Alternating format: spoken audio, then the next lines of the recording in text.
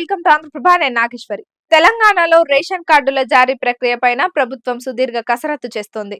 ప్రస్తుతం ఉన్న రేషన్ కార్డుల రూపం మార్చాలని నిర్ణయించింది. వీటి స్థానంలో కొత్తవి జారీ చేయాలని డిసైడ్ అయింది. ఎన్నికల కోడ్ పూర్తయిన తర్వాత దీనికి సంబంధించి కసరత్తు వేగవంతం చేయనున్నారు. ఆరోగ్యశ్రీ కార్డు పరిమితి గతంలో ఉన్న 5 లక్షలను రేవంత్ ప్రభుత్వం 10 లక్షలకు పెంచింది. దీంతో పాత ఆరోగ్యశ్రీ కార్డుల స్థానంలో కొత్తవి ఇవ్వాలని ప్రభుత్వం నిర్ణయించినట్లు తెలుస్తోంది.